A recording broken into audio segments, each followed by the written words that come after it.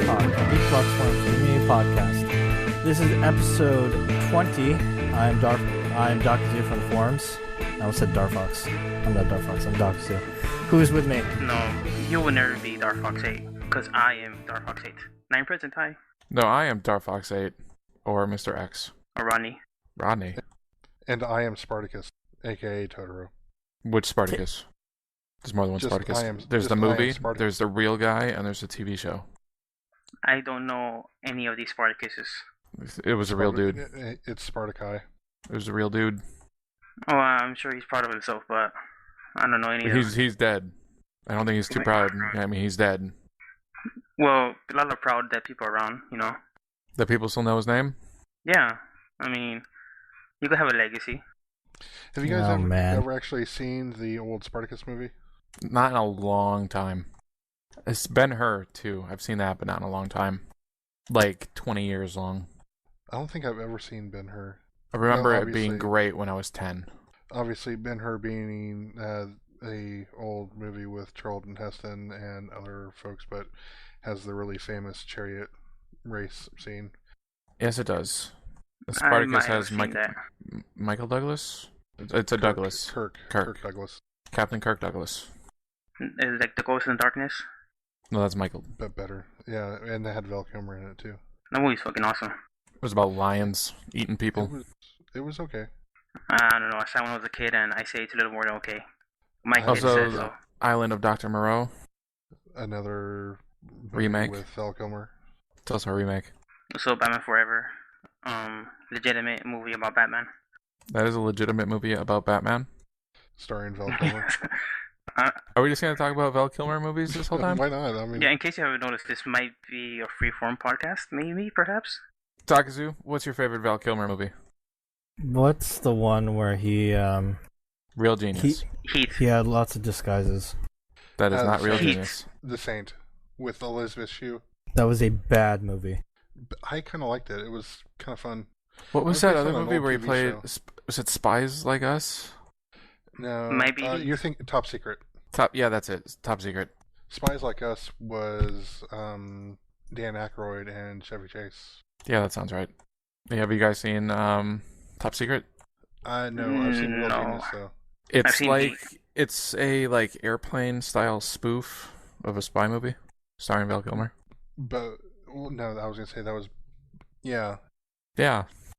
Well, I was getting ready to say that was before Airplane, but I was thinking it was before Hot Shots.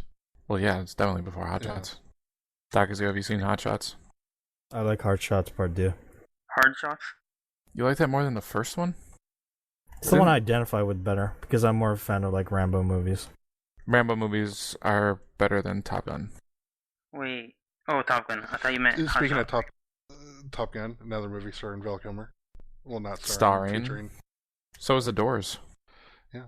You know, I remember, I was probably about 12 at the time, but there was a movie that Val Kilmer was in called Thunderheart, and that was, the first movie I remember, one of the first rated R movies that I remember going and seeing. It was definitely the first rated R movie that I, got into, without, my parents or a guardian or anything. But I don't know if you guys have seen that. That's where he goes. He plays an FBI agent. He's an FBI agent, and he goes to this Ogallala Sioux reservation. It's got Graham Greene in it. Okay. Who's a good actor. But anyway, good movie. Yeah. Well, Dakazu, I know his Xbox Live account ran out, and he's thinking about getting PlayStation Plus or getting Xbox Live again. Right, Dakazu? Well, we were going to play Soul Calibur 5. We were playing some fighting games earlier. And you got Soul Calibur 5 and we're going to play it, but then my Xbox Live just ran out. And I just bought Dragon's Dogma, so I wasn't sure what to do. But you bought it on PS3, didn't you? Dragon's Dogma is on PS3, yeah. That's because Kenzo's playing on PS3. One of them trade them pawns. Yeah, basically. But, yeah, so I don't know what I should do. I don't really feel like spending $50 on either. 60 on Live.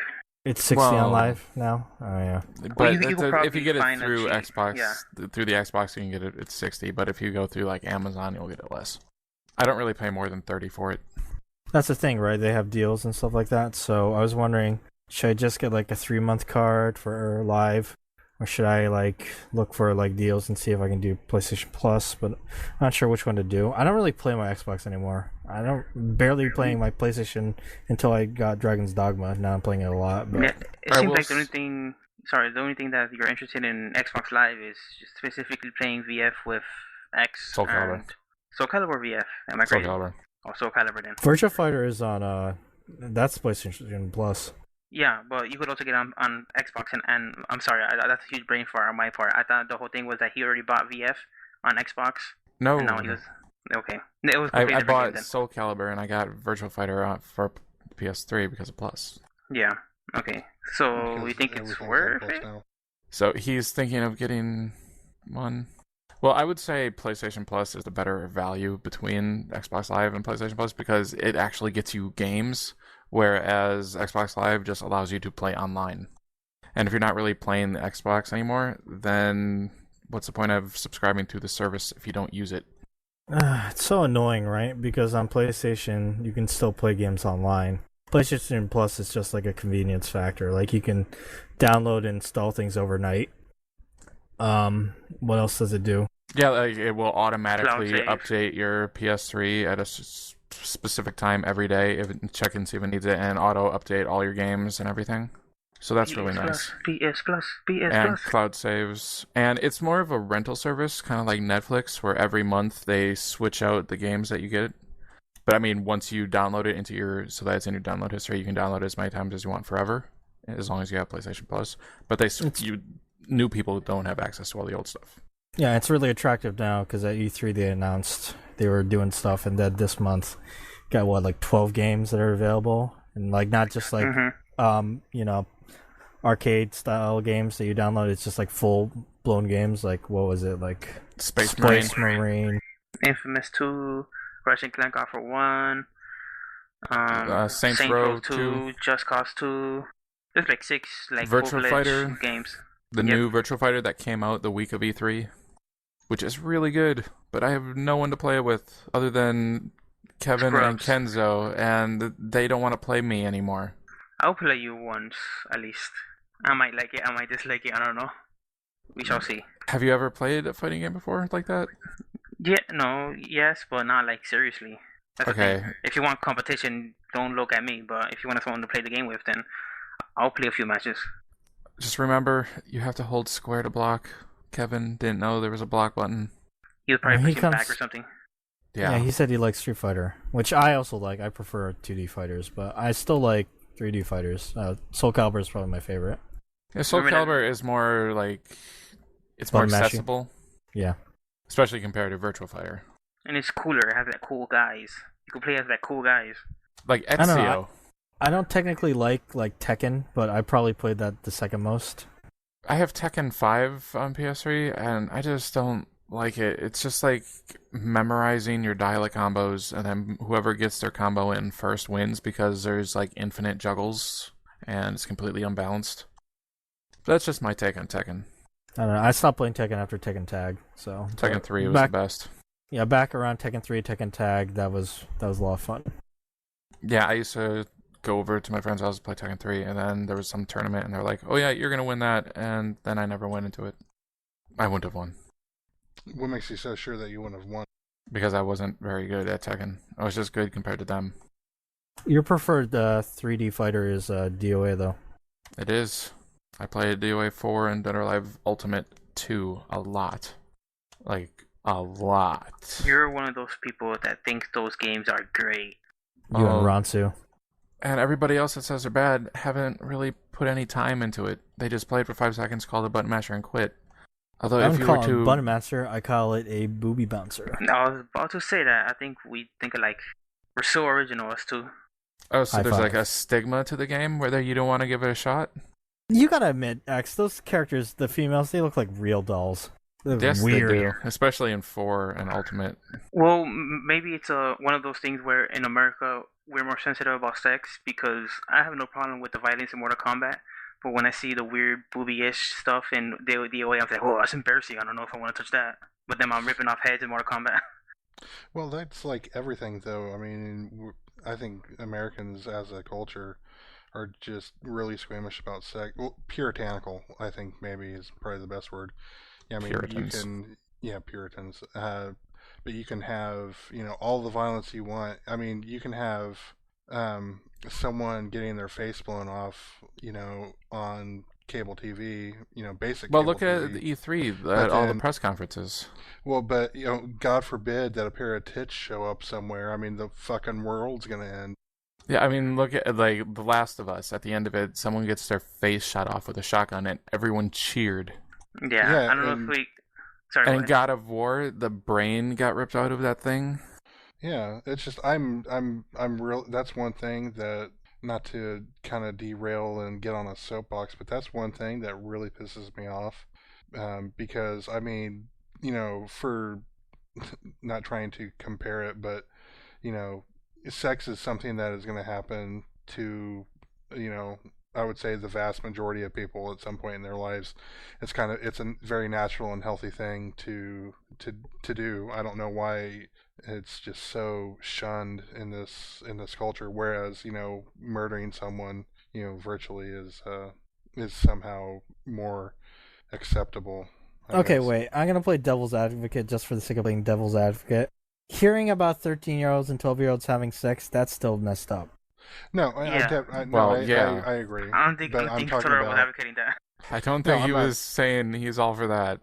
No, well, I mean, no, not in the slightest. But I mean, what happens between consenting adults, is God, I'm trying to sound not You're horny sounding and cheesy. European.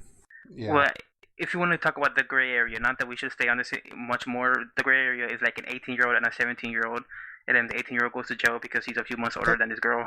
That's that's fucked up not even shit. that's not even what I'm really trying to say. But I don't think I'm just talking that's. about the way it's portrayed in the media. And, obviously, I think that if you're, underage is underage, being depicted. It doesn't matter, what kind of form it comes in. Um, but Robot. I'm We'll I pause for a think. moment.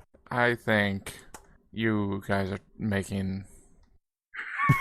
I was just simply pointing out that, like, that's the You're main like problem saying, that people hey. have, right? You're Is like that saying, they, hey, pedophilia is wrong. What are you Well, talking about? yeah, You- And no, Totoro's you like, just- huh? What? I'm sorry, I'm completely taken aback here. No, the only thing that I'm saying is that you can have seeming. It seems like you can have all the violence you want on TV, but heaven forbid a pair of tits show up and they're not covered up. that's the weird disconnect, right? We gotta protect our kids from the sex, but we're not gonna protect them from, ripping heads off. Exactly, that's what I'm saying. That's my point. I think we can move on now. Dead or alive. I don't even see it anymore when I play TOA. I'm more looking at the hands and feet and trying to see It's what like- moves they're doing. It's like the whole screen starts to jiggle. It goes along with the boobs. You don't even notice it.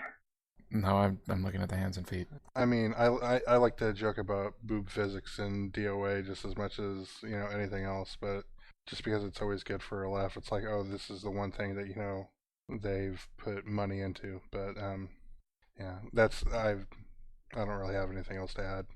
It's a fun game. You guys should try it. I've played it a little bit before. I can You know- teach you all how to play.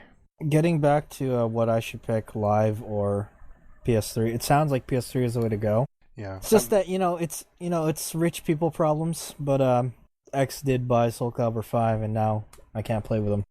yeah, I've not even unpacked my 360. Whereas the first day that I moved, the TV got hooked up to the new cable box, and then the second thing that got hooked up for me was my PS3.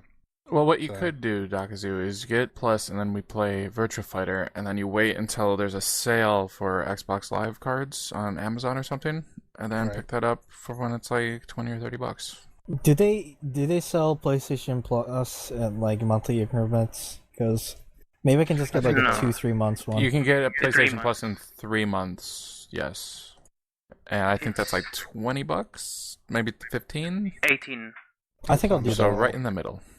Yeah. And then I'll- you'll have obviously- access to all that stuff for 3 months.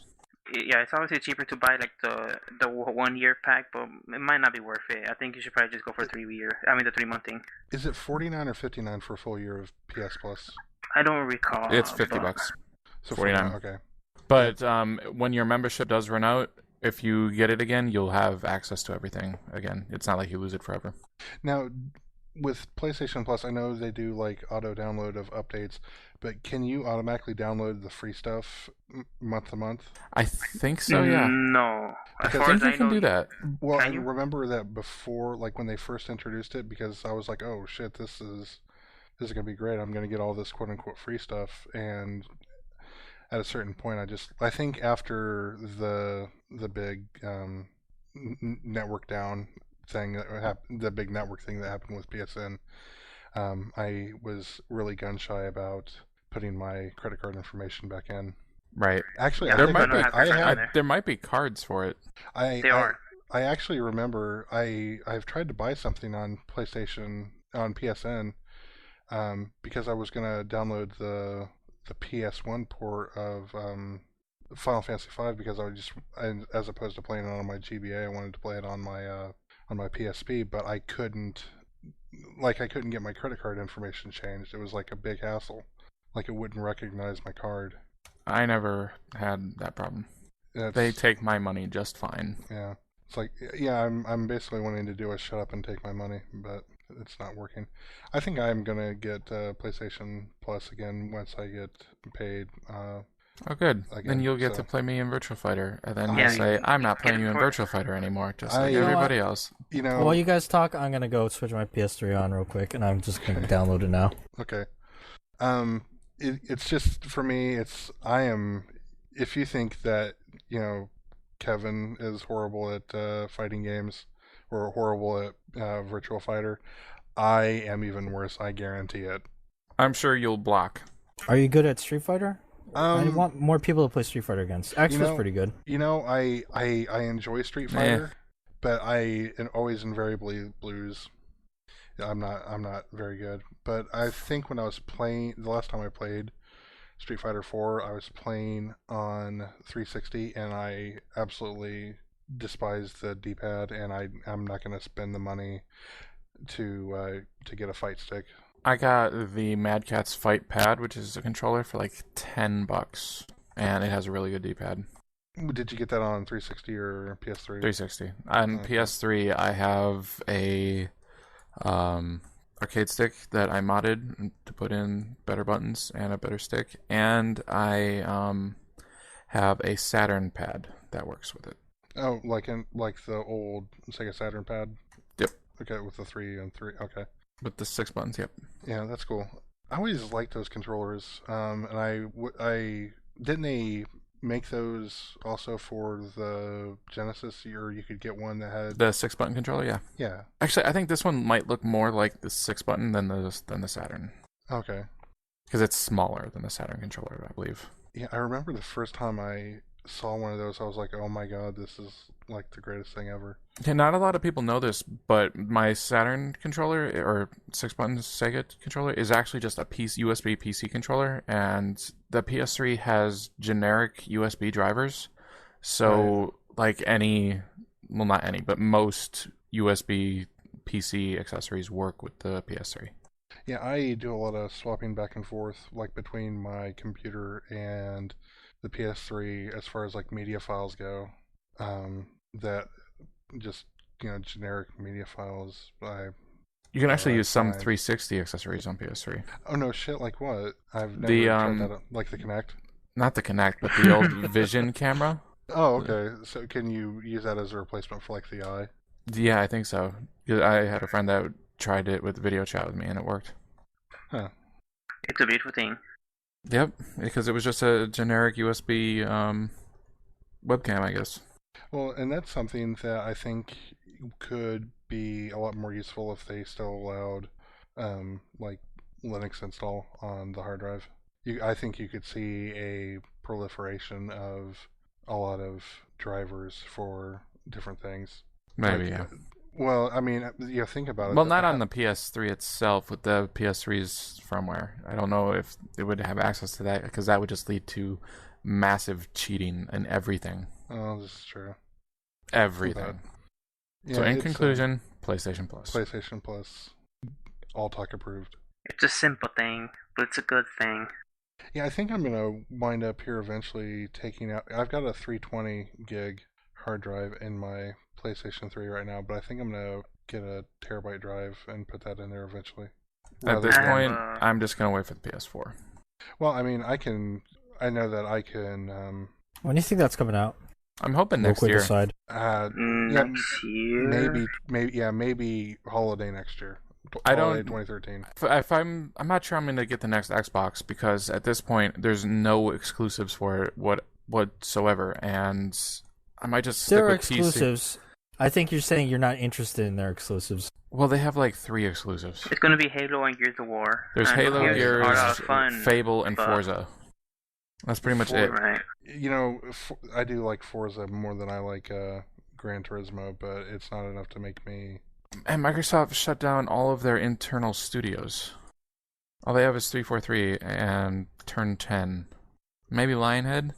But Peter Molyneux is no longer there. Yep, he's making some other weird thing. It's gonna have like $100 DLC or something. Yeah, I don't want to talk about all my ass, but I think through a lot of leaks and rumors, it's almost been confirmed that's gonna be next year. We just don't know when they're gonna announce it. If it's gonna be like TGS or early next year. But based on this generation, I think I would definitely go PlayStation because there's so many more exclusives that interest me on PlayStation. Yeah, It's funny. Sorry, go ahead. Oh, I was gonna say, just for me, in this generation, um, the Naughty Dog games alone have just, had like kept my interest so much, and I hope that The Last of Us continues that trend. But between those and for me generally, I just prefer the PlayStation, the way the PlayStation controller feels in my hands and things like that. That's a personal preference. Yeah, I would actually disagree. I think the 360 controller is the best, I think this has like, been brought up on the form-fitting podcast like 3 controller times. ever. Yeah, we had our top 3. Yeah, We already. did. but but like I said, the Naughty Dog stuff. I think Insomniac's still doing some certain things.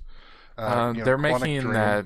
Insomniac is making. I can't think of the name right now, but it's a multi-platform game. Yeah, it's a Rorschach. Yeah, they're doing that for their first multi-platform. It's not going to be But- on PC though, and that bums me out. So multi-platform meaning 2 platforms, probably. Yes, Multi maybe 3. is more than one. Yeah, they may put it on the Wii U. Which a lot of people are still calling just an add-on to the Wii. Like Jimmy Fallon did it, like last week sometime. How did they screw that up I'm so in- bad? See, I'm really hoping that they have the Wii U playable at PAX Prime because I really want to get my hands on and see what. I don't even really care about the. When is PAX Prime? The end of August, the weekend of Labor Day. Okay, then yeah, it won't be out by then. No, it won't be out, but they may have. Yeah, they should have it playable. I really hope they do because I just want to see how it looks and how it feels and how it plays. I am not getting one. That's all I know. I will wind up getting one just because of Do you want to play Mario for the 800th time? yes. Okay. You can call it a rehash all you want.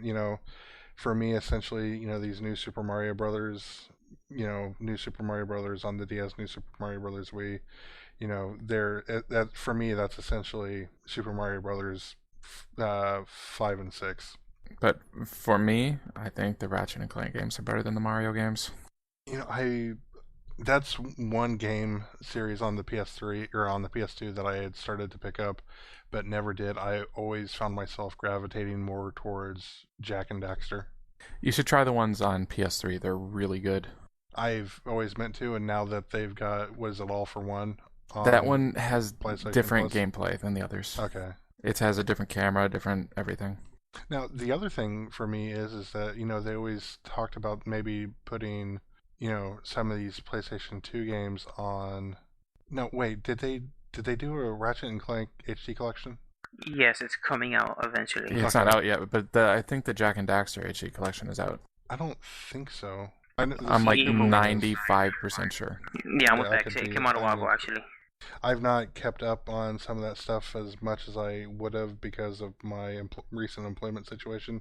Well, But- let's be honest. Who cares about Jack and Daxter, really? Hey, I care. I started just saying. playing. Really? I started playing I the liked Sly it. Cooper HD collection today. Yeah, see, Sly Cooper, I would say yeah. But Jack and Daxter, I did not like the first Jack and Daxter, and that was the only one I played. Jack and thoroughly Dexter enjoyed was it. pretty cool. Now, if you want I to talk about liked some it. Crash Bandicoot, Jack 2 was really different and really hard, but I still thought it was cool. I never Yeah. played I Jack played 3. Jack 3, and it was. I heard that was the worst one. I kind of hear it was like part 2, but more playable because part 2 was insanely hard. It was And ridiculous. then maybe that colored my impression of it very poorly then, because I only played a little bit of Jack and Dexter, and I didn't play 2, and I played all of 3. I hear 2 was the best. It kind of was the best, I think. But then it there was was the insanely racing hard game. to reiterate. Oh, Oh yeah, Jack X, Yeah. which is canonical. Like it continues the story from Jack 3, but it's a racing game. And Crash Team Racing. That was good. And Crash Daxter Bandicoot. on the PlayStation Plus, or not PlayStation Plus, PSP. Did you know that PlayStation Pro. Insomniac was going to make a Ratchet kart racer? But then they told Sony about it. You know, they started developing it early. You know, in the early stages, they told Sony about it. Actually, Naughty Dog is already making Jack X, and they said, oh, actually, we shouldn't do that then. They said this would be dumb. Yeah, because Naughty Dog was further along. They already had, I guess, something kind of playable. So they said, nah, let's not do it. Let's do something else. It's kind of a good thing, I think, I'm that it waiting worked out for- that way. I'm waiting for Uncharted kart racing. Uncarded, what people call Uncharted. it. Yeah. I can't wait for. Well, would it play like the jet ski sequences in the first Car. Uncharted? Which is to say, badly. God, that one was pretty bad. And what Uncharted 1, the Jesse thing? Yeah, that was I thought terrible. it was okay. No, it was okay. It was a little bit hard and wonky, but it wasn't that long. It was not fun.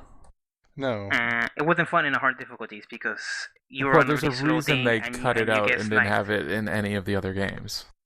Well, yeah, I mean they're not gonna shove you know jet skis in part 3 when you're in the desert. So No, it's I only there think they because it should have. makes That would have sense. been great.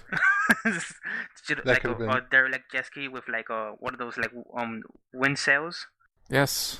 They Actually, could've- there's that movie. I'm sorry to interrupt you, Totoro, but there's that movie with Matthew McConaughey that's like an Uncharted ripoff, but I think it came out before Sahara. Uncharted. Sahara. Yeah, that movie- That's that movie's based on a shitty. book, By Clive Is it- Kessler, I think. Yeah. That movie's shitty. and it came but- out before Uncharted, I believe. Yeah, but it's a ripoff. 2005, I think. Then how is it a ripoff? Sahara? Yes. Yeah. How is And they have Sahara a scene- Uncharted ripoff if it came out They had, first? they had the scene where they have like that plane or something that was crashed in the desert, and then they put a wind sail on it, and then they did the same exact thing I just described. So it's even ripping me off. And they play that song that goes, "If you don't know," you know that song? No, keep singing. I I'll get don't it know the rest of eventually. it. What's the hook? That's the hook. You don't know. Oh, you don't know what you can see. Why don't you come agree with me, fly with me to Magic Carpet Ride? Ride? I don't know. You guys sing it. I don't know the words. I just know that it goes. Magic Carpet Ride. You don't know what we can find. It's what Zeph from Why don't Conquering you plays come with me? on a little Magic girl? Carpet Ride. Yeah. What? Yes, Never mind. I'm pretty sure. You've never you heard guys that got song, it. Dakazu? Let's move on. I'm just what? I Well, heard how there's did we get something. here? I think there's this movie called The Neverending Story, and it has a dragon dog in it. Falcor was awesome. That Dragon movie Dog. That reminds me of Dragon's Dogma. Mm. I believe that's what I would call a forced segue. It makes it better because I'm drawing attention to it. You see, it's a segue because Dragon Dog sounds similar to Dragon Dog. Anyway, yeah, let's talk about Dragon's Falcor. Dogma, because I picked it up this week, and from recommendations of Kenzo when he was playing After- the mobile server, he got me pumped for it, and I got it, and it's really good. I don't care what the reviews say. I really like it. But that's because you're way into slavery. Yeah. Well, I think on the 8-4 Play podcast, they had like really good things to say about it when they were talking about it in the pre-E3. Yeah, it's definitely Podcast. mixed. It's definitely like in general, it's like a mixed thing. It depends on what your preference is. I love Dark Souls, and the combat system has a lot of things familiar with Dark Souls. And also, I love games where you can custom choose your abilities and build the type of hero that you want. And this game is all about that. I have heard that the combat in the game is really good. The combat in the game is Okay, there's multiple parts, but I'll start out with the big one, which is there's a system that's akin to Shadow of the Colossus, and you're fighting the giant creatures. The game will have like griffins. I was just playing in a griffin land in front of me, or it will have giant cyclopses or giant dragons and things they're huge, right? But you have a grab button, so you can just grab onto the creatures and climb them, just like in Shadow of the Colossus, and just kind of attack their weak points. It's a really cool system. More games should have the giants where you can climb on them like that. Yeah, and the AI is smart enough to know that like if you try to climb on a cyclops' back, it will actually just fall on its back and crush you. So don't do that. Pro tip. It sounds like you that happened to you. Actually, it happened to Kenzo. Oh. I was listening in the mobile server and I laughed at him. Ha ha ha ha ha. But Is also, that how you laughed at him? Hee hee hee hee hee hoo hoo hoo hoo hoo ho. Okay, I'll stop. So we Yo, side note, that guy died. Rest in peace, man. No, I was doing Way to be a Debbie Downer. and I was singing the Wizard of Oz thing, but Oh, I was talking about the Trololo guy. but all of those people are dead now. Yes. So even more of a Rest in Debbie peace. Downer. Yeah. Anyway, the Dark Souls part of the combat is when you pull off like your moves and your attacks, you're stuck in that animation. So you have to make sure, like, when you're pulling off that special attack, or if I play as a sorcerer, so when I cast that spell, I gotta make sure I'm nowhere near that enemy. Because even while I'm charging the attack, I can't move, and as I'm casting it, I can't move either, so kind of risk-reward, you gotta know when to pull off your moves. That's really cool. I really like that. Got to make sure you're pointed the right way. Mm-hmm. Gotta make sure you're not pitching in the wind. Yeah, and then the best system is the pawn system. And I was talking about this a little before in Mumble, but basically in the game you can make an AI companion. Unfortunately, this game doesn't have co-op, which is like which is originally the reason why I wasn't interested in this game. But these AI companions are awesome. First of all, you can create them with the create a character, which is very detailed in this game.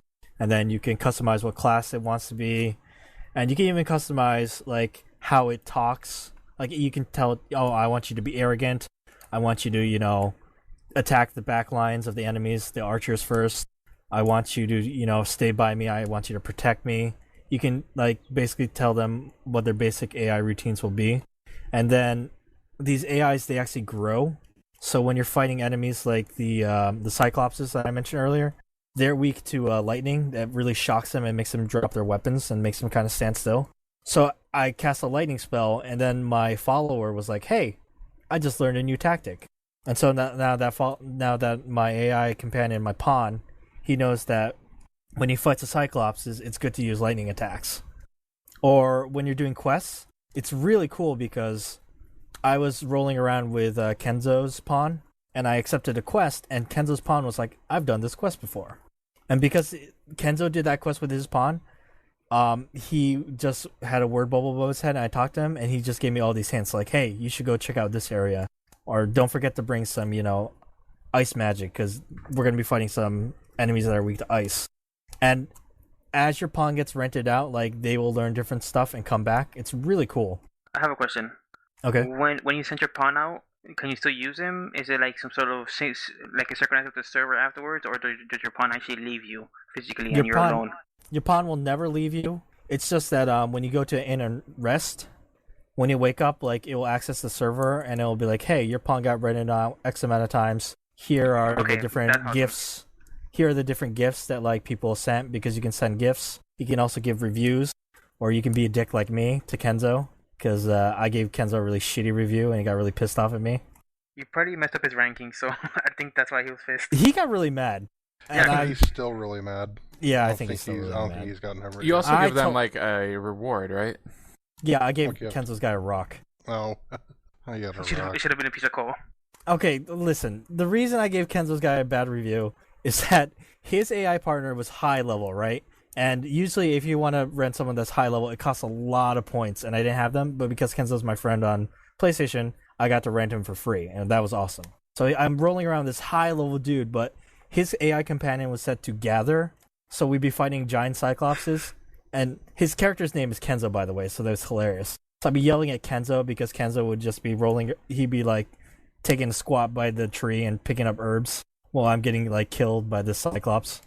So that's why I was pissed and I sent him a bad review.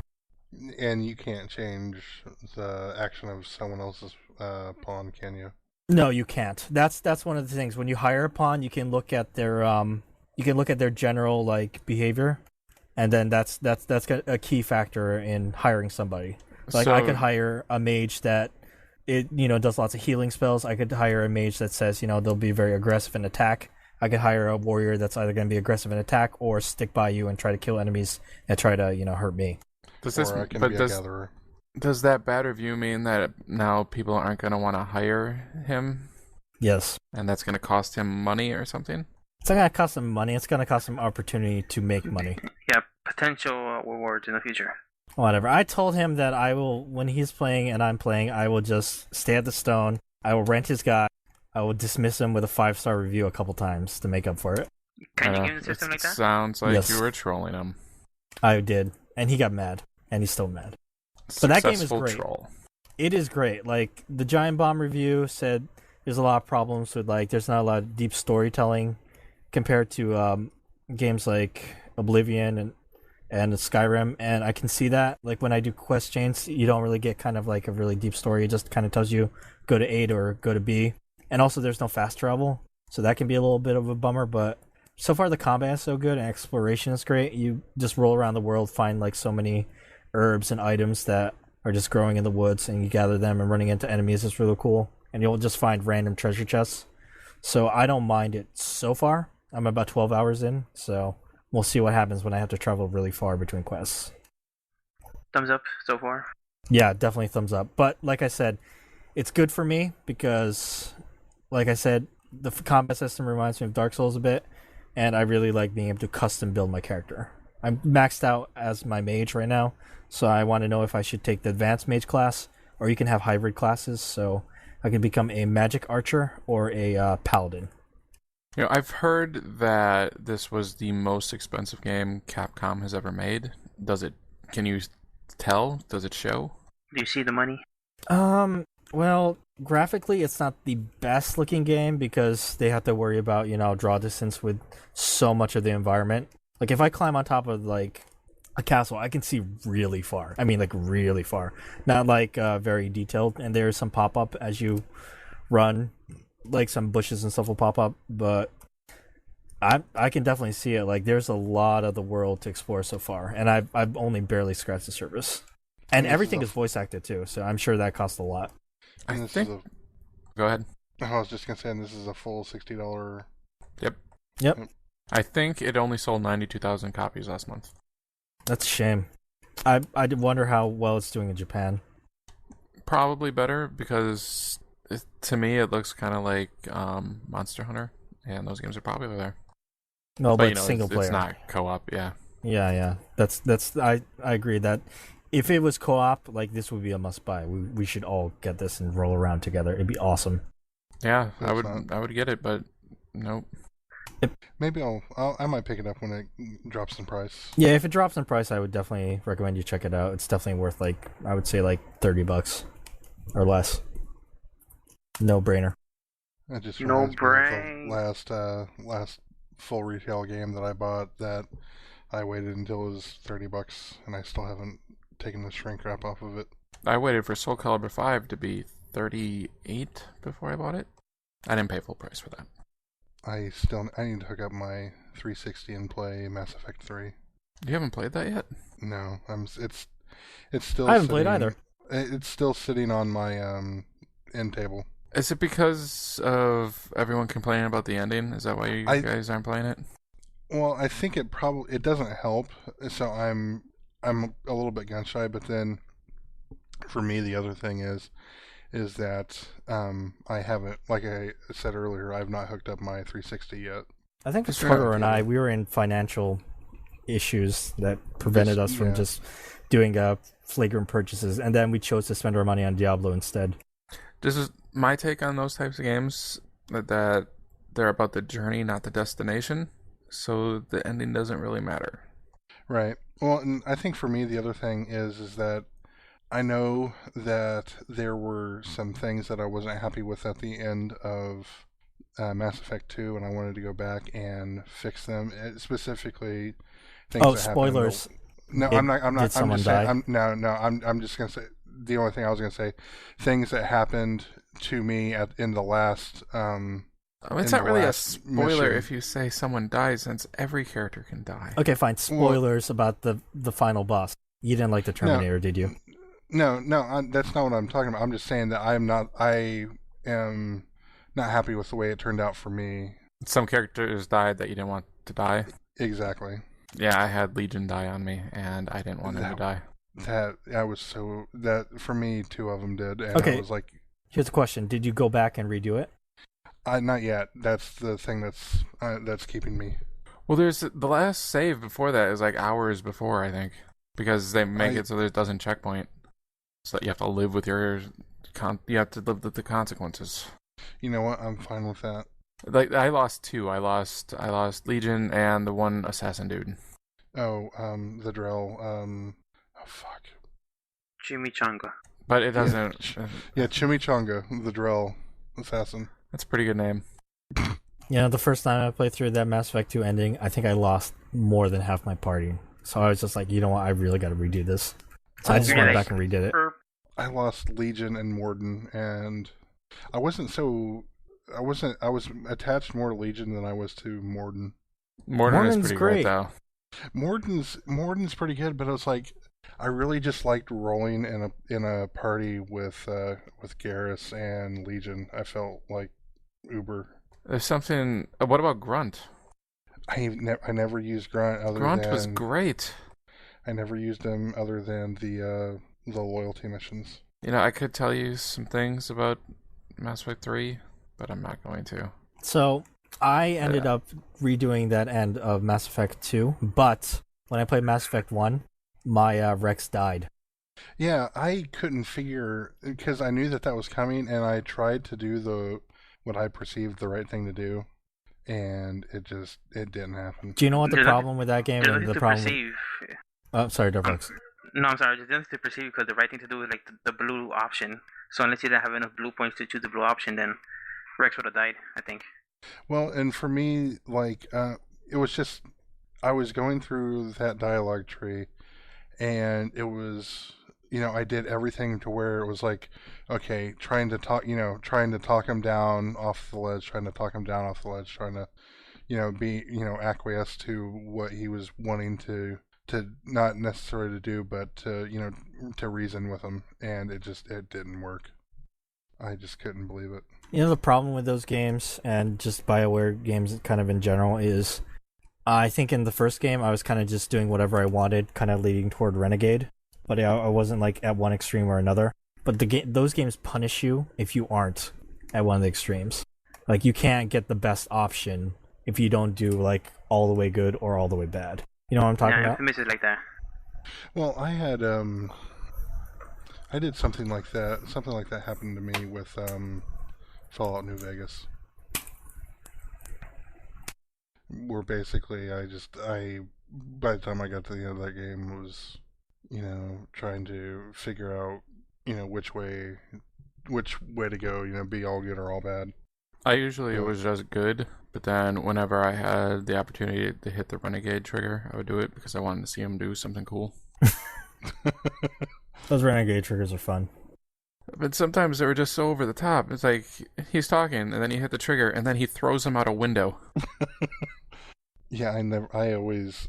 See, my thing is that I always play games as, try to be the ultra... Not necessarily be the goody two-shoes, but, be the... for like, they call him the Paragon for a reason, Really, I don't try to make the decision based on what is good or bad, but I do it on what is the best for this situation, because it's not always clear-cut.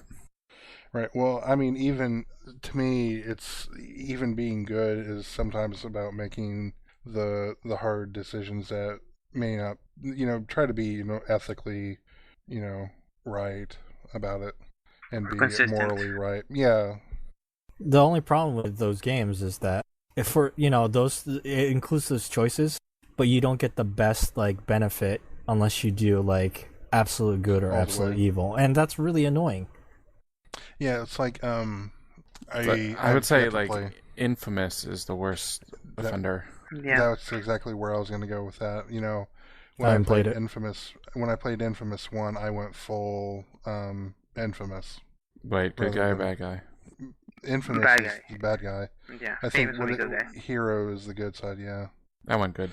But what made it really kind of difficult for me was going through and trying to just make sometimes the game really made you want to make the good decision.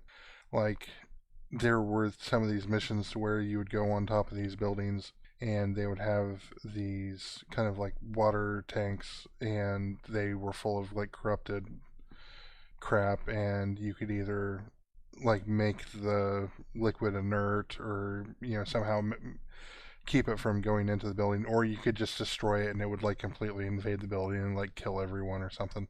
So I sat down and I was like, okay, when I play this game, I'm gonna be the bad guy, and that was one of those instances where it made it very difficult for me to be the bad guy. Because Well, at you the hear, start, like, the screens and shit. at the start of the game, there's a thing where you can steal all the food for yourself, or take some and leave the rest for everybody else. Yeah. Yeah, and that had no like gameplay bearing at all. It was like, do you want to be evil or good? Do you want all the food or some of the food? I mean, if that was Metal Gear Solid 3 and you had rations for the rest of the game, that would have been something. But since that game doesn't have any type of food system, then what's the point? Yeah, that was Yeah. all just there for nothing, so that you could get points, so that you could only see half of your moves. I feel like the Fallout games have done a really nice job of that. Well, I would disagree. In Fallout 3, I nuked Megaton and then ended the game being all the way good. There was no consequences for your actions. You could do horrible things and then completely turn it around. I'm just saying, like, it had a better idea of, like, the moral ambiguity. You weren't entirely punished for doing the best thing. You could still do something kind of in the middle and still get, like, kind of something really interesting out of it. Well, I think there should be consequences, and there wasn't. Well, but Sorry, I go ahead. nuked a city. Well, and to me, the other thing that I kind of to a lesser degree is the faction standing. I really liked how that plays in more. I like those kind of elements, even though they're not, your overall, goodness or badness, but your goodness or badness within a certain group.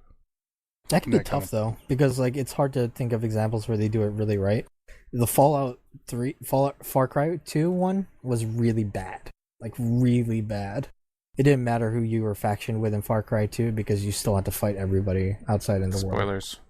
It's not really Oh, wait. spoilers. Did you finish Far Cry 2? No, I didn't. I quit halfway through because it really You want a annoyed me. spoiler? Go for it. Spoilers. All of your guys that come help you, you have to fight them all at the end. Like all your AI buddies. Yep, they become your AI enemies. You cut out for a second. Can you repeat that? They become your AI enemies.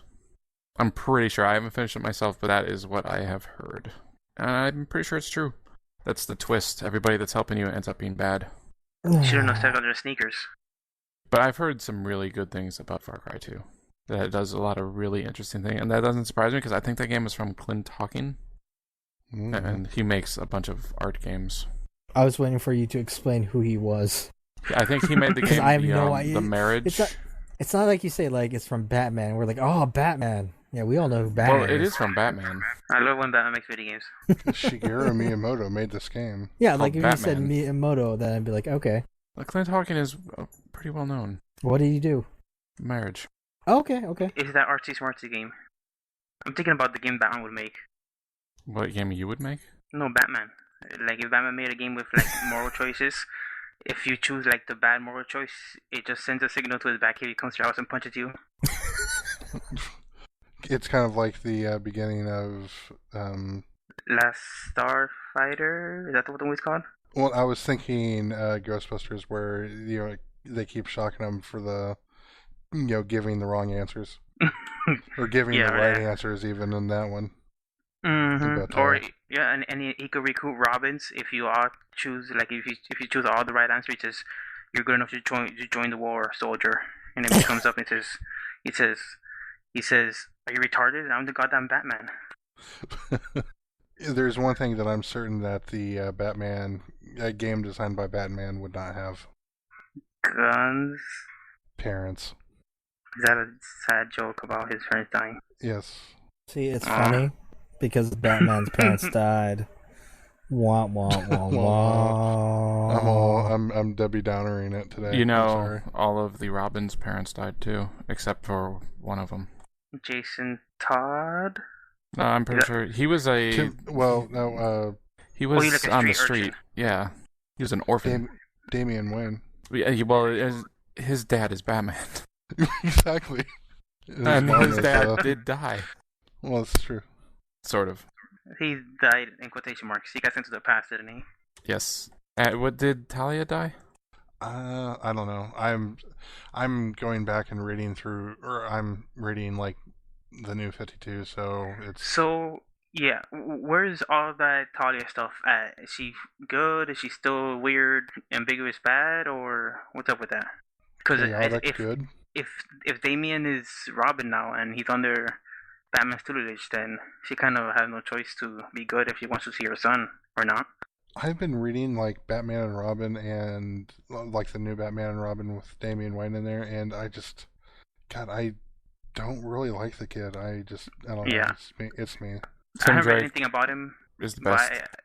I hear that he's intentionally obnoxious and annoying all the time. Yeah, he was really annoying to Tim Drake, and then Tim Drake beat the crap out of him. You know, I have no idea what the hell you guys are talking about because I don't Robin. read Batman. Books. Talking about Then the know who Robins. Robin is? I know Batman who and Robin? Robin is. You're talking about Dick Grayson, right? No, There's That's various that's like the Robins. worst Robin. Nah, Nightwing is great, but No, as Nightwing, Robin. Nightwing is good. Yeah. As Robin, he makes a bunch of bad puns. Okay, so You this is a know- new Robin. Someone explain this to me. There's like 5 new Robins. There's Okay, 5 so Robins. Who are the other? Okay, so there's The first Dick Grayson, Yeah, the second Robin was the one that Jason Todd. Yeah, he's the one that got killed off because Isn't he's he very the unpopular. Red Mask now or something? Red Hood. Yeah, Red now Hood, he's the Red okay. Hood. He got revived as a villain, sort of. Because I think that's you're Superboy right. Prime. Yeah. He punched reality. The third one was Tim Drake. Yeah, The and best he's one. been he was like the second Dick Grayson in the sense that people accepted him and he was Robin for a long ass time. And he's no And- longer Robin. He's Red Robin. Red Robin, yeah. And when you see like Teen Titans, I think that one is Tim Drake, right? Well, it's Red Robin. Well, depending on Like, when. Are you talking about the cartoon that And came then out like in a the few new years yeah, ago? 50, in the new 52, it's Red Robin, I believe. Okay, like before, like when they did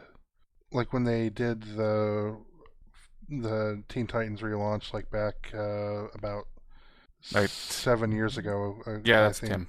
Yeah, that's Tim. Oh yeah, okay. He was the leader of the Teen Teen Titans. Titans. Let's That's the go. only Teen Titans I know as a cartoon, and I barely watch that. That was Dick Grayson. There was they traveled to the future, and Tim Drake had become Batman. Only he was evil Batman, and he used a gun and he killed Oh people. my god, you're making me hate white comics And so much. He killed Batman. Sounds He so killed the goddamn bad. Batman. So who who was- is this Damien kid? It's He's Damian Wayne. He's Bruce Batman's Wayne's son. biological son. With who? Talia al Ghul. Talia. Oh, you mean she was also in Arkham City, right? Spoilers. Yes. Oh, spoilers! I haven't played that game yet. Actually, I knew she was in it. Don't worry. I won't tell you what happens to her in the game, No, but no, she dies great. She gets infected. She gets infected with Titan and becomes the new Bane. Spoilers. Gross. So she's like She-Hulk? Shulk. So What? Okay, so he had a kid, and so the kid is now Robin? yes, but and he's like 10 he- years old. And he grew up with Dahlia, and he's like all fucked up. And he was trained and by has this- assassins all his life. Yeah. Also, what, is he He's like like cold us. and evil? Yeah, he's Yes. all self-entitled because he thinks he has like a legacy. Like I guess he thinks the world belongs to him in a certain sense. And he does have a lot of like abilities and skills because he's been trained by assassins for his whole life. I But he, hope. but he doesn't have the morality and the ethics that Batman does. That's what And Batman's drilling into the brain. and he was saying not stuff looking to very Tim Drake, and Tim Drake beat the crap out of him. Tim Drake is the third Robin? Yes, the Red Yes. Robin. So Red Robin just beat the shit out of him? Yep, and then Batman, who was at that point Dick Grayson, came and said, "What are you doing? Why are you doing this here?" And then they were like, "Oh, because it was right where Bruce Wayne's parents were killed." Why were they hanging out in Crime Alley? They just chill there to eat They were chips on or something? rooftops fighting from rooftop to rooftop, and that's where they ended up. Oh, it's like poetic. Yes. Because their parents are gonna die there as well, or something. Also, Yeah. Dick Grayson became Batman.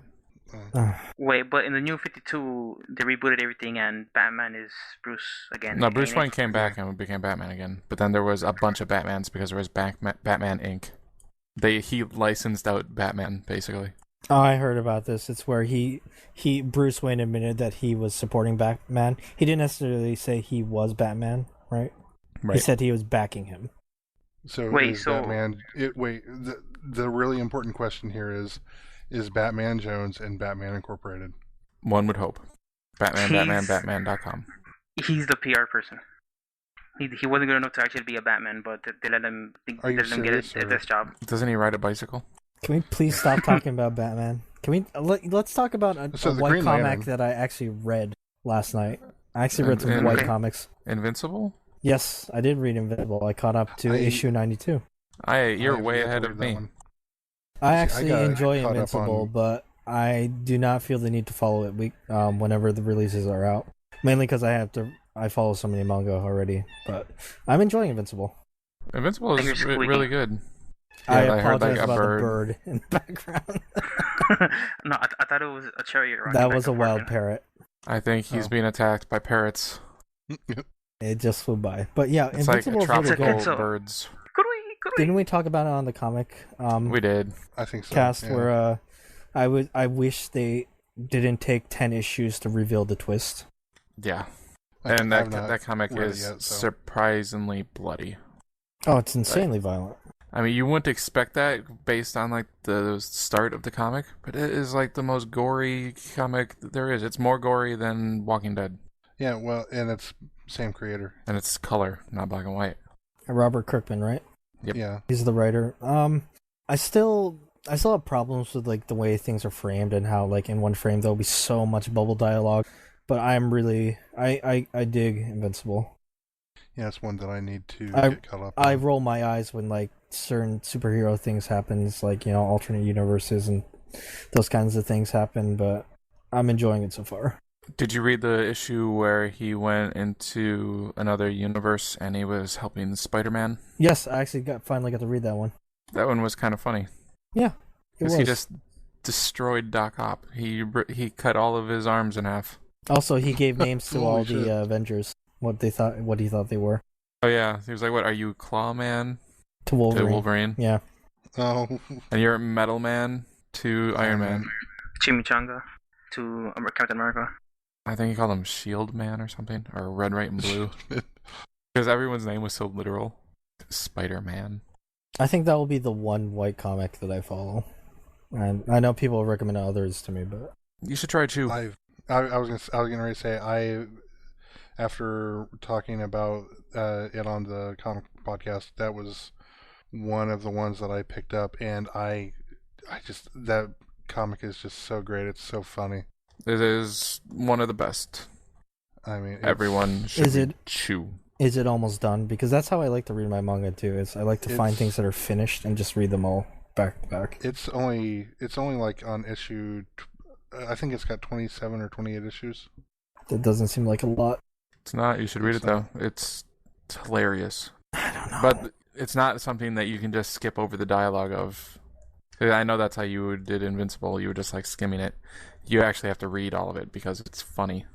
well, And the if you last just skip it, you'd miss. when I read all of it. last night, I read issues like 78 to like 92, and I was actually reading all those. But yeah, I mean, it depends, right? Because if things are interesting, then I will stop to read it very thoroughly. But if I'm really bored by it, I'm gonna start skimming. And Well- one of the other things that I noticed a lot is that in Chew there seem to be like a lot of callbacks to other issues and other flat out they like reframe something with different characters and things like that. Intentionally though, Intentionally. Yeah, for but comedic effect. Exactly. I think that's fine. But it really annoys me if I see something that's mentioned and then like there's a little star by and says, "See, issue blah blah blah issue whatchamacallit." Yeah, no, That there's is not- horrible. There was one issue of Chew that I really enjoyed, where like it was kind of I guess meta in the way they did it, but it was like, oh, by the way, these pages are out of order, and then you'll go along and it'll say, this was page number 15, and then read it for a few, and then it goes back, this was page number 12, and go for. I don't think I've read that one. Oh, that one's pretty good. I can't remember which one that it was. I think I've read the first 2 trades. Okay, I'm current on that one. It's good stuff. It's so good. Star Fox, I think you would love it. Yeah, I haven't paid attention. Are you talking about Chew, Invincible, Yes, Chew. Rue? Yes. Star Fox Do you know wants what to the talk about concept- anime. He wants to talk Star about. Fox. Do you know the concept of Chew? It sounds like Eat Man, where he eats stuff and shoots it back out. Partly. You're so close. Although You're so I would close. read that comic, Eat Man. You actually I read think- that manga? I think Kenzo has recommended that's it. real? Being super ridiculous. Yes, Yeah, the manga. it's a manga. It's real. You just Like, blew my mind. Man. People try and run him over, and then he just eats the car or something. Yeah, I don't know. he eats metal and then he can reproduce it in his hand. So he'll but it was kind of I found It's kind of like a dummy, cheesy manga. yeah, kind of thing. and it was like he had one trick, which is like he would be doing like some kind of like mercenary job, and it was like a fantasy setting, but with tech and mechs, like kind of alien planet setting, and he'd be hired to do a job, and then like people would be like, "Oh my god, what are you doing? You're drinking all this motor oil," or like, "Oh my god, what are you doing? You're eating all these bolts." And like when bad things happen, he would eat the final piece and be like, "I just finished it," and then he would just reproduce it in his hand, be like a giant gun, and he'd solve the crime or solve the mission, and then he would throw that away. You just spend all that time eating it, and then you just use it once and you throw it away. What a I waste! think he'd recycle it by eating it again. Yeah, seriously. Yeah, that's not what Chew is. Yeah, the tree Not is essentially interested this.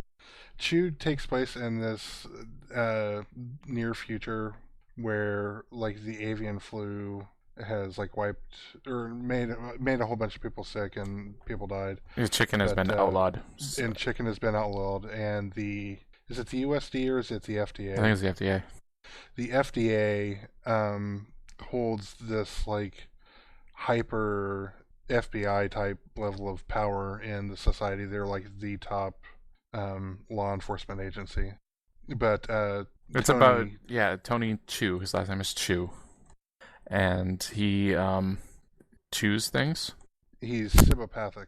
Yes, he sees, however, whatever he's eaten, he sees how it died. Or he remembers something about like if he eats an apple, he gets an image of the grove where the apple grew or the orchard where the apple was from, what kind of pesticides were Okay. used on it. And it's like that I heard for of this. everything but beets. Yes, I need it's- more allowance. he loves beets, but it's really interesting because there are a lot of different characters have powers related to food. Like some of them can describe food in such a fashion that it actually makes you feel like you are eating it at that point in time. It gives you like the same euphoric or negative reactions to it based on if it's good or bad and things like that. Nah, come on. It's a lot funnier than we're telling it to be. It's just kind of, you have to read Whatever. I can sell You Dark do. Fox on something similar. This is a manga, Yeah. right? It's called Psychometer AG, and it's about a high school kid. He has the ability to touch things and see images about where they've been, and he uses that to solve crimes. You should read that instead. Maybe. I'm still thinking of reading. I want to say Buster Keaton, but I know that's not the name of the. It's That's an Naoki actor. Urasawa. What? Yeah. Yeah. And Naoki Urasawa. Your favorite Naoki Urasawa book? Oh, Mr. Keaton? Master Keaton. Master Keaton. Yeah, not read Buster that. Keaton. Never mind, read Master Keaton. That thing's awesome. Yeah. He's basically can I- a take on Indiana Jones, I feel. Uh-huh. I go on things I've watching. Whoa. Robot. You started going robot. I went robot. It's the first time I gone robot. What an honor. You're no longer a robot. Okay, I know it's brief. It's fleeting. continue. Well, I didn't have internet for this past week because I reached my bandwidth cap. It's a long story, but whatever. So I just started watching stuff that I had piled up in case of such an emergency. Thankfully, I had a bunch of Lupin. I had like Tiger and Bunny, which I already watched, but I rewatched it. Tiger And and Bunny is good. Tiger and Bunny is a really good show. I'm gonna put that out there. In spite of it being anime, it's a lot of fun. The characters are really likable, and the arcs it goes through are actually pretty good, pretty smart. But did you ever Snap. watch Listen to Me, Girls, I Am Your Father? No, I watched. I watched like the first few minutes of the first episode. This girl, she was very excited to go back home. She was like in like chorus recital, and she like, oh no, it's getting late. I need to get back home. I don't know why, because she needed to like listen to her father about being a father. That's all I saw about it. Like, Listen to Me, Girls, I Am Your Father. And then that's his catchphrase. I mean, I read a synopsis. I don't know if you guys want to fucking talk about that. Oh god, no! Don't let's not talk about this. I'm looking at it right now online. It looks like garbage. It is like Really? I cannot against this. With a name like that. it's a lolly ass show. No, moving on. If lolly is something, it'd be lolly. Can't we Moving talk on. about it because it sounds so stupid and bad? No. I think we did. We just mentioned it. It Okay. is- It has the most hilarious name of anything ever. Yeah, when I first heard the name, it kind of broke me. I kind of broke out laughing. Listen to Me, Girls, I Am Your Father. Yeah. So what else did you?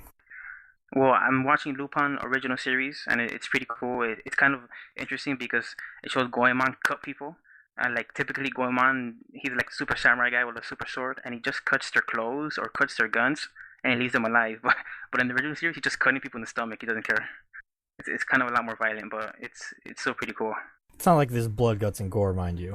No, it's just darker. It's just these characters don't really care about killing, and it seems that in the newer It was stuff, the 70s. yeah, in the newer stuff that they're always more, they Actually, the don't- original they wanna- series is much earlier than that. I think it's looks much 50s. earlier. Yeah. Oh, that's fuck. But it's cool. Yeah. Well, Tiger and Bunny, I wanted to bring it up again because Higgins said he was going to start watching it, and he started I think watching some of it. I think he already is watching it. Yeah, he at least saw the first episode, so hopefully he keeps up with it. And mayhaps Mr. X one day might try watching Tiger and Bunny. We don't know. Maybe possibly. Probably not. X will never watch anime unless we force him to through Moviebox. Which actually, why don't we talk about your Moviebox, Star Fox? Moviebox. I Yes. hear there is a wild Jackie Chan loose in this movie. Well, he's not so wild. He's kind of tied down by his cousin in the movie. But my Moviebox pick is Wheels on Meals. It's kind of a Jackie Chan classic, or less known classic. It's big international, but in the Americas, in the United States, I should say, it already got a huge circulation. Wheels on Meals. Isn't that backwards?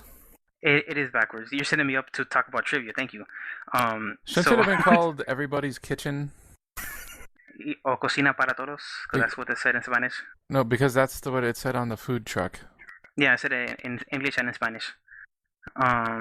It's called Wheels on Meals because supposedly some of the executives in the movie studio are superstitious, and they have had flops before that started.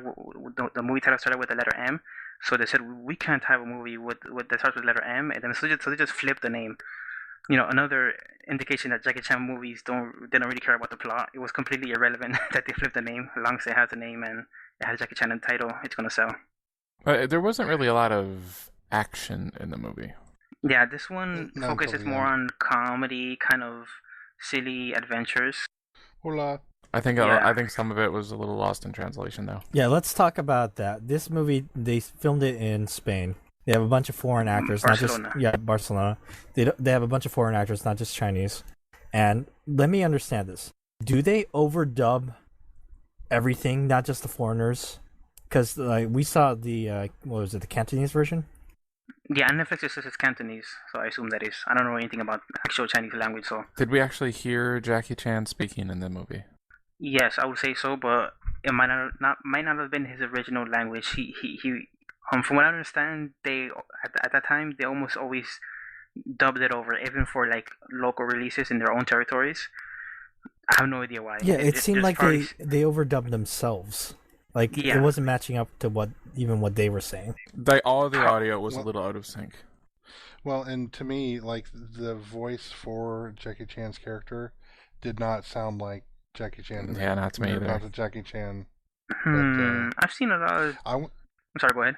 No, I was gonna say also I want to find this mystical region of Spain where everyone speaks Chinese. Yeah.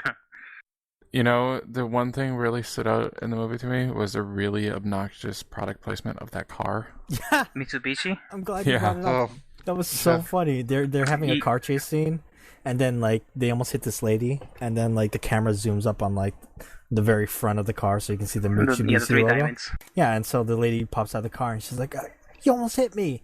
It's a good thing I'm driving this amazing car." Yeah. It was just And then it was so blatant. And then she drives off and does like She does a a action movie style turnaround thingy. Yeah, That was like a great. 180 reverse. Like in almost all his movies that they have car product placement, it's gonna be Mitsubishi. Even in Twin Dragons, the final fight scene takes place like in a Mitsubishi car factory, and it's pretty cool actually. That But yeah, was, how do you guys like- was really obnoxious. How did you guys like the future car and their food van with the super technology? That was Oh. amazing. They'd press a button and then it shows like a wireframe where the car would go beep beep beep beep beep, and then like the awning will come out. But why did it need a computer to do that? Why wouldn't it just be like mechanical, where they hit a button and then it happens? 'Cause we need to see it. That's not the first time they've done that. There's a movie called Armor of God. I might have talked about it before, and they have something similar in its Operation Mitsubishi sports Condor? car. No, Armor of God. No, it's Operation Condor 2. No, it's Armor of God 1. Operation Condor 2. No, that is the American title. Darfox, go ahead. Yeah. I think I'm having a sort of a meltdown here, but it's fine. I just can't believe Totoro tried to force that upon me. You were trying to rape him with your words, Totoro. I can't believe it. Operation Condor 2. Oh no. Well, so in that movie that he has a sports car and he does something similar. He presses this dummy wireframe computer of his car and it turns into like a smaller version of his car. Did he say go-go gadget? No. Car? That would make it awesome. No, he probably said, Go to "Wah." Operation Condor 2. So, like, I want to ask, were you guys bored at all by the movie, or did you just? I wasn't bored, I would say, but I would say like most of the jokes didn't really translate all that well. Because they're Well, very simple, kind of juvenile jokes. It's not like I don't think they're very complex. Well, Cultural obviously, jokes. yeah, but I mean, it's just the wording of them I felt was poor. But I still think it had some of the good slapstick stuff, like in the beginning when Jackie Chan jumps off the balcony, bounces off the awning. Yeah, that Then, was really good. Oh, Yeah, yeah. Yoon that Biu was- does it, but then the guy retracts the awning and he just butt stomps. Was that? Did he really just jump off and land on his butt like that Yeah, on it's a cement? well, he landed on his feet first, but then on his butt, so he broke the landing. I mean, these are stuntmen. They know how to land without breaking their bones. But you could see it's one shot and one take, so he just jumps off. It's not that high, anyways. It was like for us, 15 it's pretty feet high. or something. For us, it's pretty high. Yeah, I enjoyed the movie, but I was having a lot of questions I want to ask you. Like during the skateboard scene where Jackie Chan is delivering all the stuff. Does Jackie Chan actually learn how to skateboard? Yes, he learned how to skateboard for City Hunter. That's the movie where he dresses up as Kung Chun-Li. Chun-Li. Kung I was gonna say Kung Fu. I'm like, wait, who's Kung Fu? David Carradine. Yeah. Oh, poor guy. Well, he learned how to skateboard for that, but even in that movie, they use a double for some of the scenes because he's not like he's super pro, not like he's Tony Hawk or anything. Yeah, you could But- tell there was a double. Yeah, and like for the scene where he first throws a skateboard on him, he does like a backflip, and it seems like he catches the skateboard, but they obviously cut. Yeah, And obviously. then, yeah, Yeah. it's not like that's a little bit too much, but you see Then- him skateboarding around. That's normal. That is him. But then he was also like putting the tray of food on the top of the thing and then hitting it so it would slide over Yeah. and then he'd catch it. Yeah. Did you guys find the scenes in the mental asylum funny? It's kind of weird, making fun of all these crazy people. Just- Why Yeah. are all these Chinese people in a Spanish mental asylum? They can't handle it. They can't handle being That was- abroad in another country. I just ended up accepting it, but it was just so weird to have like there's a lot of Well- Chinese people in Spain. Was the dad in there? Was that Sonny Chiba? No, No. no, Are it you sure? wasn't. He's somebody who's been in other Jackie Chan movies, and like, I think the reason why they're all Chinese is because most of them are Chinese comedians. In fact, I could name two of them: Richard Ng. I don't know how to pronounce the Ng last name, and John Shun. These were the two guys who went to Sammo Hung when he was in the back of the van when he was tied up, towards the end of the movie. Remember when I thought Oh he was yeah, crazy? he was in the straitjacket. Yeah. Yeah. Those two guys have been in other Jackie Chan movies. They were like Chinese comedies. I guess they're kind of big at the time, and you could tell because they give him more screen time than the other crazies.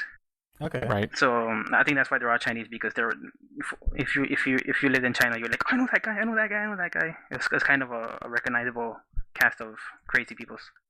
You know, Sammo Hung got a curly perm. Yeah, I saw that, and to me that was the funniest thing in the movie. Did any of you think that they treated Sammo Hung kind of meanly in this movie? He was the director, wasn't he? He was the director. Yeah. He treated himself badly. Yeah, no, but I mean, within the movie, the characters. Yeah, it seemed like unjustified. He showed up, and then they said, "Oh God, it's him. Let's treat him like garbage." At the club scene, that was really funny. Yeah. Oh yeah. I laugh when they're like, tower. "I feel like dancing." See ya. They just go off to dance. And they just kept giving the same answer over and over. No, it's worse than before. And then he was like, "How could it possibly be worse than before?" And then they mix matched the answers. Oh yeah. Yeah, because in the movie Project A, he plays kind of like a thief, and in that movie, it makes sense that they sort of shun him a little bit, because he's constantly kind of backstabbing Jackie Chan a little bit, not in a really dangerous way, but he's out for himself, right? But in this movie, he's just trying to do his job, trying to be a private eye. He's trying to save that girl. And at the end, they like kick him to the floor because he wanted to go save a black president from these African cannibals. I don't know. Yeah, what's the deal with that? They were just like, cannibals, eh? Yeah, I know. I've heard that one before. Yeah, I think we should probably just talk about the final fight scene. Who was the guy that Jackie Chan was fighting? That's Benny the Jet Uruquis, I think his name. Well, Benny the Jet is his name. That was a really good fight scene. He looked like the Doctor. He was dressed like the Doctor. He had suspenders. Yeah, that guy, he's really good in Jackie Chan movies because he's another one called Dragons Forever. And I saw also that. the girl. That's the one. There's two Jackie Chans. No, that's Twin Dragons. Oh. I'm thinking of Dragons Forever. Dragon Forever is the last movie these three brothers worked in. They aren't biological brothers. They just went to the same Chinese opera school. And that movie's pretty good, but the final action scene is great. As usually, the final action scene is really good. It takes place like in a meth factory, but it's super colorful. It looks like Willy Wonka's meth factory. Wait, did you say meth? Yeah, or at least a drug factory. I think it's like a nondescript drug factory. Is Walter White there? It looks a lot like the high tech meth lab that Gus gave to Walter White. On the door. It looks a lot like that, except there's a lot of purple pipes and red barrels, so it looks like Willy Wonka land. Okay. Mm-hmm. Jackie Chan was really the only one that had the really good fight scene at the end. All the other ones were kind of quick or off camera. It was a shame because that was like the highlight of the fights, and his was the first to resolve, and then we had to see the other two fights, and it was kind of not. And they lasted like 5 seconds. The one guy just hit him over the head with the vase. Yeah, like Yuen Pugh, he's kind of like an acrobat. That's always been like his forte, even when he was a little kid. So mostly what he did was jump over couches and do like these really tight flips that look really cool. Yeah, but as far as having like a martial arts fight, it's not much, right? And Sammo Hung kind of got shafted because his fight he does cool things with the spear, but besides that, he comedy. Is really spry for like kind of a chubby guy. Yeah, he's my inspiration. He fought Bruce Lee in Enter the Dragon. Yeah, he lost though. Did he win? He lost badly. No. Because like he was fighting Bruce Lee. He's the first thing in the very beginning, if you've seen Enter the Dragon. Dog wearing like dongs. No, it's been a while. The opening scene is Sammo getting the crap kicked out of him. Literally. Yep, literally. He doesn't shit himself. And then he gets all over him. It's gross. And then Bruce Lee is like, "You stink," and then walks away, shaking his head. And then he cleans like his lips from blood, like he does. Yep. Mm-hmm. So the last thing I want to mention about this movie, Box Pick, is that this movie was made sort of Jackie Chan always kind of wanted to buck the trend a little bit, and he wanted to make a movie with like a lot more international appeal and stuff like that. That's why they filmed in Barcelona, and they got that Lola Ferner, I think her name is, which is I forgot what her name is, but the female character, the pickpocket. Right. And she's actually an armor god Sylvia. as well. Yeah, Sylvia. She's actually also an armor god. And she's with Benny the Jet. Condor. I know, armor god. You guys are giving Operation Condor you guys are giving me the shakes here. The shakes. I need more Red Jackie Chan. Do you know what, Darfox? I'm gonna drop some trivia knowledge on this movie that you don't know about, or that you didn't know about. Yeah, you blew my mind earlier. This movie was released in Japan as Spartan X. Now, Spartan X. Correct me if they're. Is the video game. It was turned into a video game, which then came out in America as that we know as Kung Fu on NES. I know Kung Fu. Remember that game, Kung Fu on NES? There is no spoon. That's one of my. Yeah, exactly. That's one of my favorite NES games of all time. That is based on this movie. It's apparently a licensed product, which was crazy to me. Are you sure? Thomas and I'm sure. Yeah, it's The Japanese the title. main character is Thomas. The Japanese title of that game is Spartan X, and the Japanese title of Wheels on Meals is Spartan X. They're one and the same. Wikipedia confirmed it. As far as Wikipedia can do that. And the main character in the game is Thomas, and the thugs kidnap his girlfriend Sylvia. There you go. Oh, I see him first, man. So, no Jackie Chan? No, Jackie Chan is the main character. But it just looks like Goku. When you play as the main character in Kung Fu, you're playing as Jackie Chan. Mm-hmm. But shouldn't it be the other guy? Yeah. Well, Yunbyo isn't as popular as Jackie Chan. It's really loosely based. Let's admit. Think about that game. At what point in Wheels on Meals is there a little guy that grabs you from behind and he's a real pain in the ass to kill? Also, stairs. Were they speaking Italian in the movie, or were they speaking English? I think some of them were speaking English, some of them were speaking Italian. Wait, when? Where? But I mean, they were speaking that, but then they were just dubbed over. The foreign actors. Oh, who knows? Yeah, because their mouths did not match. I think some of them matched a little bit. No. If, Even the suspenders snapping didn't match. Really? I think you might have been unsynced. The snapping was like a second before they actually snapped. Isn't the guy that Jackie Chan fought at the end Keith Vitale? I think someone's on IMDb. Type in Benny the Jet, and you should get a picture of him. Maybe the other guy. Wait, Benny the Jet, wasn't that the kid from Sandlot? Isn't the guy from that one song? No, it's Benny and the Jets. Well, I can't. Hold on. Oh, you were right. It's Benny the Jet. Mm-hmm. And he's confused. also in Dragon Forever. If you want to see more Benny the Jet, he was really good in there. I now know not to challenge Darfox on Jackie Chan trivia. Supposedly, you in the, supposedly a few of those punches he was I just posted a recent picture of poor old Benny the Jet. He looks too old to be cool. Supposedly some of those punches were real, and Jackie Chan started to get pissed because Benny was actually punching him in the fight. Well, it showed a close-up of Jackie really punching him, I think. Yeah, I'm sure most of those were like scripted, but apparently he was throwing a few of those in there as flourishes, and Jackie Chan got pissed and like, "I'm gonna fire you, bitch! Stop it!" Is that really what he said? Yeah. Word for word. Awesome. Yeah, it still threw me off like the whole time because it did not sound like Jackie Chan to me, and I didn't know if like it was as a result of like he sounds different like later on in his career because he busted up like his nose or something. How many Jackie Chan films have you seen like in original like Cantonese or Mandarin or whatever? I don't know. I don't know that I've ever really watched any of them in the original. Because you might be right. It didn't stand out to me, and I've seen a few of them like with his original voice, but maybe I just wasn't paying enough attention or. Well, because he's the way he talks, especially now, he's got like I want to say it's like a little bit more nasally.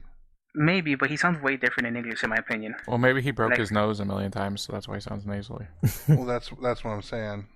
Well, yeah, but still, even if he sounds different in English, you still have like the same. The tone of your voice still is. Similar. Yeah. I mean, it still sounds more or less the same. But I just found that kind of weird. So, Darfox, did you pick this movie because that fight scene at the end is considered one of the best Jackie Chan fights? I like it a lot, but I was originally gonna pick Project A, but I watched it on Netflix, and the version on Netflix has a really shitty dub. It's like among one of the most racist dubs. Like everybody talks like Chinese, like that. Like they're all like, yo, whatever, round eye. No, like the opposite. Oh, my mistake. And yeah, and also they, for that reason, in the Netflix version, they took out the bloopers at the end of Project A. I was like, what? That's the best part of any. That's the Yeah. best part of any Jackie And Chan. isn't that the And, one where he cracked his head open really badly? No, that's Armor of God. That's Operation Condor. No. Operation Condor 2. Come on, Dad. Get with that. Operation Condor 2. No. So instead of Project A, I looked at Wheels on Mules, and they had a subtitle version. Like, let's go with the subtitle version. And I like Wheels on Mules in general, so even though I had a little less action, that's the one I poke. Yeah, I would definitely eat at a food truck. I guess that means that Jackie Chan was also a trendsetter in the food truck thing, but I would eat at a food truck that served fried rice and burgers and cokes. Hell yeah. And who fight bikers that show up and blow exhaust at you. I was expecting there to be more to that. I was like, okay, but it was like short order. They just beat the shit out of him, and The leader of that bike gang had the most awesome looking hair. It was like partial baldness except a mohawk. Mm-hmm. It was weird. Mohawk. I have a question for you, Darfox. Shoot, I bet I can answer it. Is New Fist of Fury any good? That is a confusing question because I have no idea what movie you're talking about. It's called New Fist of Fury. It's a Jackie Chan movie.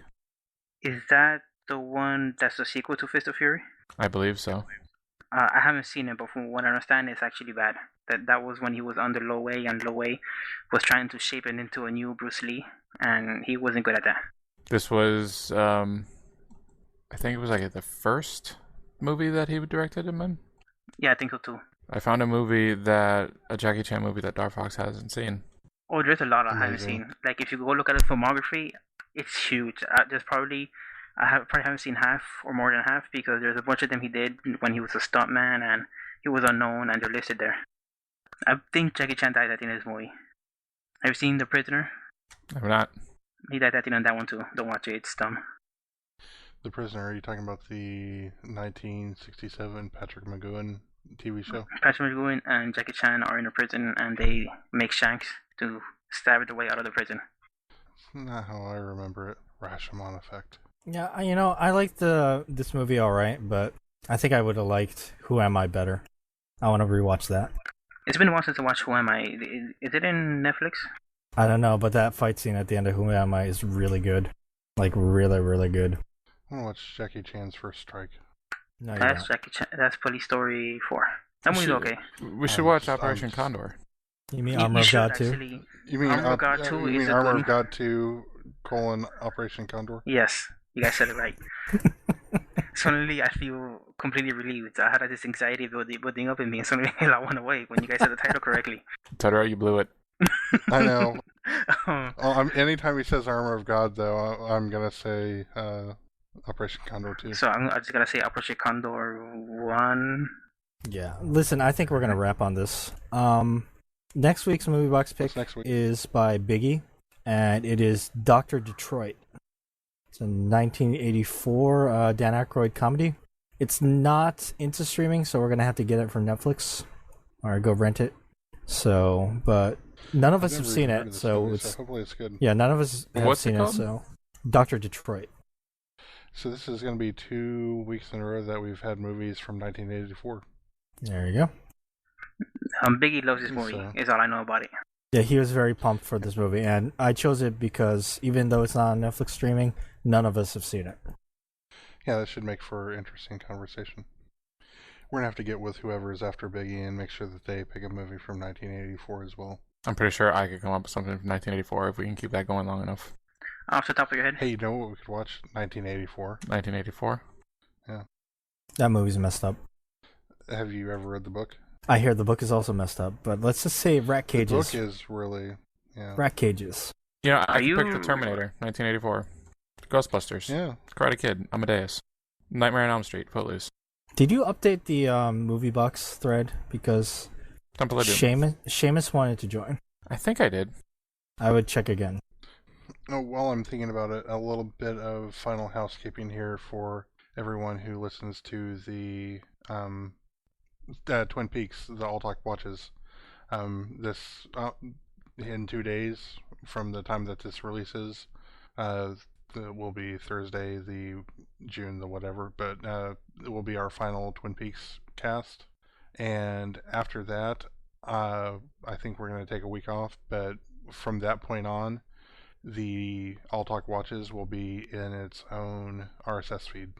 You forgot to mention that on the finale of the Twin Peaks cast, we're going to have Master Higgins join us.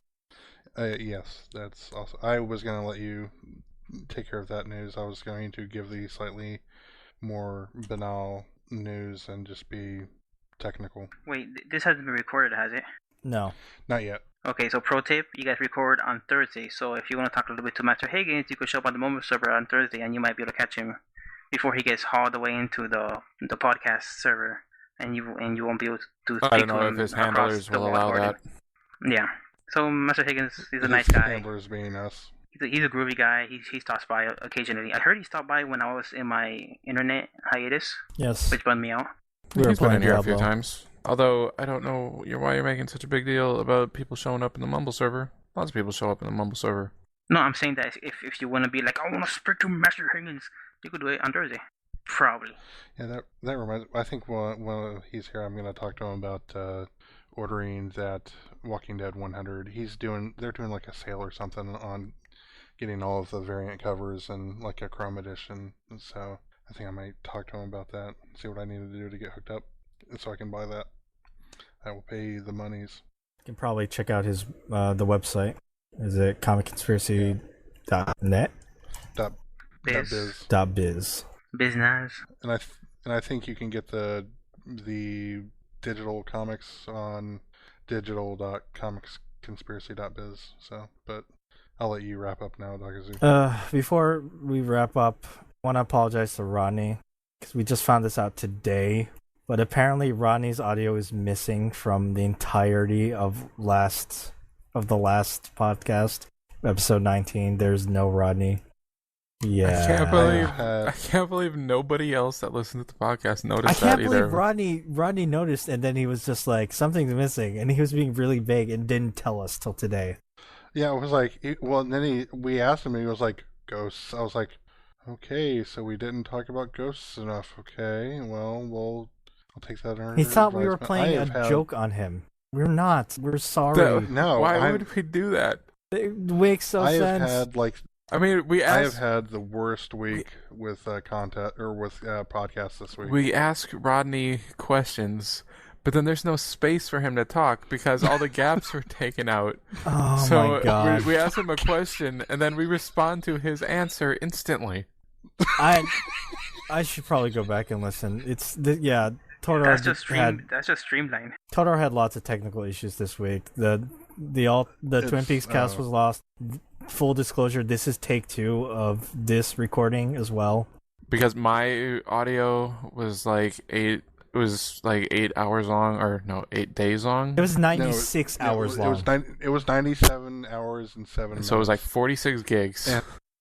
Yeah, we were sitting there, we were going through so we recreated a little bit of the conversation, but they're talking about Dragon's Dogma, and I'm listening, but I've not played it yet, but and so I don't have anything really to add in the original conversation. So I'm just like, okay, so I'm just since I had so much trouble with the Twin Peaks cast, I'm like checking on everything, and then all of a sudden I get this warning that my startup disk is almost full, and I'm like, how in the world? I had I had at least 30 or 40 gigs, free, and then it was a mess. And then this, having the Rodney thing, I am going to try and. We're all gonna knock on wood right now and make sure this podcast goes through. Basically, Full disclosure. Yeah. Hmm? No, I'm saying that I don't remember which podcast is which. I don't remember what got lost or what. Is it the podcast where we talked about DOA? Yeah, that was this one. Yeah, no, wait, was it? Yes, we did that this one. Last time was one where you were like, you insulted Dakazu to hilarious effect. Yes, Yeah. We will never get that moment back. We talked about There was some comedy gold that's lost. The flying Melindas. Yes. It wasn't that funny. It was fine. It's always the ones that you lose that are the funniest. We talked more about Virtual Fighter and how its online was weird. Oh wait, was that this? Yeah. I'll find out later when I listen to this podcast. Wait, did we talk about Jackie Chan on this one or the other one? We gotta I don't record know. the Chan segment right now just to be sure. Operation Condor 2. Yeah, well, thank you for Operation listening to Condor. this episode. Thanks to Darfox8, Special Guest Tumble, for joining us this week. If you enjoyed this podcast, please donate to the official Geekbox Mumble server, where we hang out, record the podcast, play video games together, just shoot the shit. Come join us. If you join, you can also ask to be on the podcast, or you can PM us on the forums at forums.geekbox.net. PM either Mr. X, Totoro, or me, Dakazu. Don't forget to follow us on Twitter at alltalk podcast, or email us questions at podcast@alltalkpodcast.com, and review us on iTunes. And don't forget to listen to all the other podcasts in the Geekbox community, which is the Geekbox, Comic Conspiracy, the Comedy Button, and Good Job Lady. That just about wraps it up. I love you. Operation Condor.